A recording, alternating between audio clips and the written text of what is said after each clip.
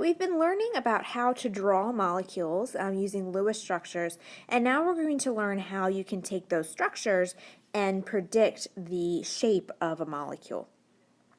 So the theory that we use to do this is frequently called Vesper for short, but it stands for valence shell electron pair repulsion.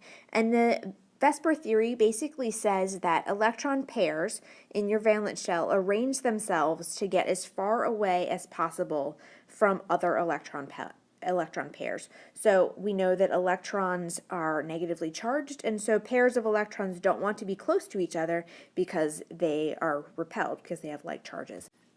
And any atom or non-bonded pair that is sticking off of the central atom, we are going to call a substituent. And each substituent is what wants to be far apart from each other.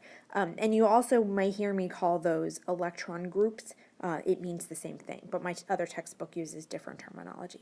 All right, so there are 4 different choices for the number of electron groups or substituents that are coming off of the central atom that we're going to discuss in this class. There are ways that more things can bond to an atom, but we're not going to talk about them in this class.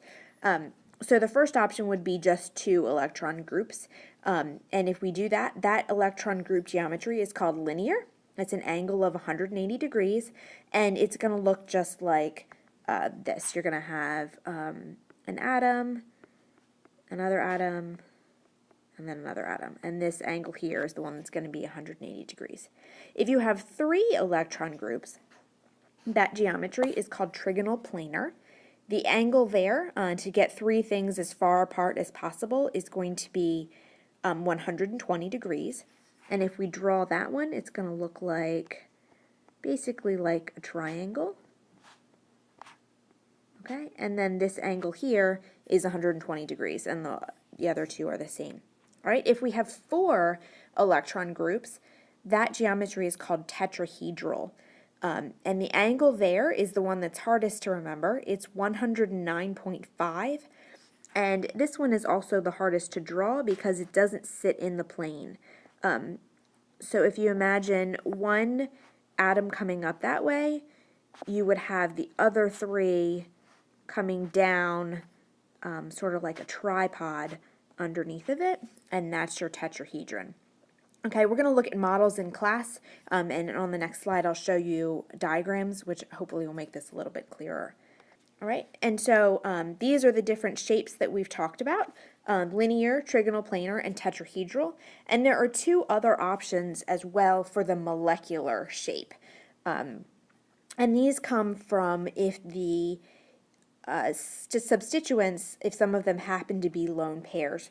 So for example, if you have something that has 3 substituents and one of them is a lone pair, you can't see that when you look at the molecule because the electrons are basically invisible.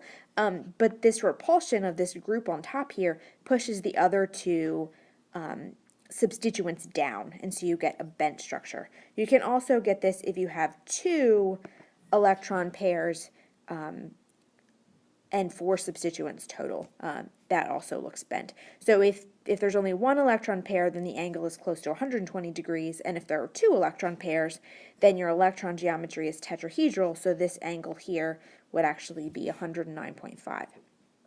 All right, and then the last option is trigonal pyramidal. And so this is what you would get if you have 4 substituents and the one on top is the electron pair, or the lone pair, or the non-bonding electrons. And so when that is there, it pushes these other electron groups down, all right? And instead of being 120 degrees like they are up here, this angle is closer to 109.5.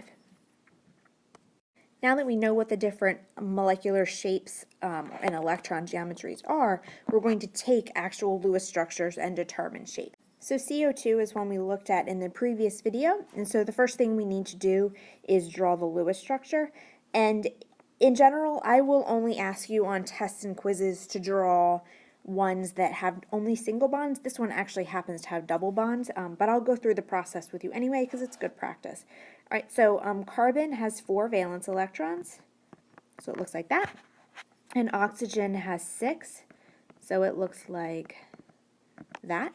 All right, so carbon has space for 4 bonds, and oxygen has space for 2 bonds. So the first thing we can do is pair up an oxygen on either side of the carbon.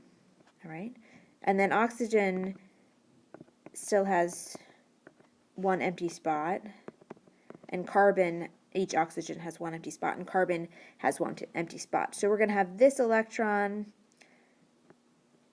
and this electron pair up, and this electron and this electron pair up, and what we're going to end up with is double bonds with the carbons.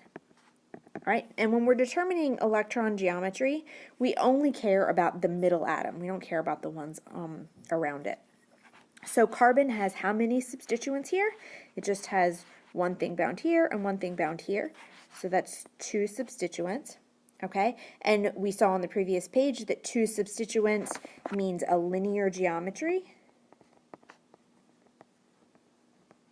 Okay, and because there are no lone pairs on the carbon, then our molecule geometry is also linear. So carbon dioxide is linear. Okay, now let's do H2CO. So again, we have carbon, which has the capacity for 4 bonds, and we have hydrogen, which just has the capacity for 1. We have 2 of those. And then we have oxygen, which again has room for 2 bonds. Okay, so we'll start by putting the carbon in the middle. We'll make a bond with each of the 2 hydrogens.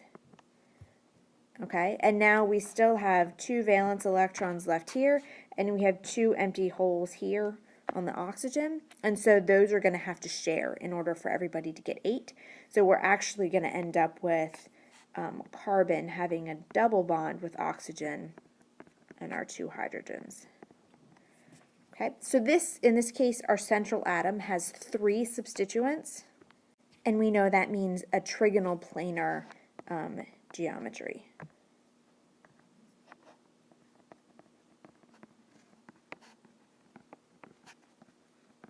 Okay, in this case, we have the same number of substituents as we have bonds. There's no lone pairs, and so trigonal planar is both the molecule shape and the electron geometry. All right, now let's do methane, which we've done in the past. So carbon, remember, has room for 4 bonds. Hydrogen, each of those can make 1. So this is going to be our Lewis structure for methane. Okay, it has 4 substituents, which means it's going to be tetrahedral. And because there are no lone pairs, the electron geometry is the same as the molecule shape. Okay, next, NH3. Nitrogen has 5 valence electrons, and we know hydrogen just has 1. Okay, and we have 3 hydrogens, so we're going to have the 3 hydrogens make 3 bonds around the nitrogen. All right, and we still have this non-bonding pair on the top of the nitrogen to give it its full octet. So this has 4 total substituents. Okay, so we know the electron geometry is going to be tetrahedral, right? But this is the first time that we've had a lone pair appear, right? And if you think about it, the 3 hydrogens are going to be pushed down out of the plane, like this, by this non-bonding pair on top, and that is called trigonal pyramid, or sometimes trigonal pyramidal. I'll accept either. All right, and then lastly, we're going to do water. So oxygen has 6 valence electrons, room for 2 bonds, and we have 2 hydrogens that can fill up those spaces. So we end up with oxygen with a hydrogen on each side, and then we have 2 lone pairs. Okay, because of the way this is drawn, a lot of students often think that water is linear, but in fact there are 4 different substituents here. So this is tetrahedral for the electron geometry. Okay, and these 2 lone pairs that are here are going to push those hydrogens down out of the plane, And so water actually looks like this when we draw it, and the two lone pairs are sticking up here, sort of like bunny ears out of the plane. And again, we'll look at models of these to give you a little bit better idea of what they look like in 3 dimensions, but water is actually bent. Okay, so now I hope you have a decent sense of why it's important that we be able to draw the structures in 2 dimensions and how we can predict their molecular shapes based on those 2-dimensional structures.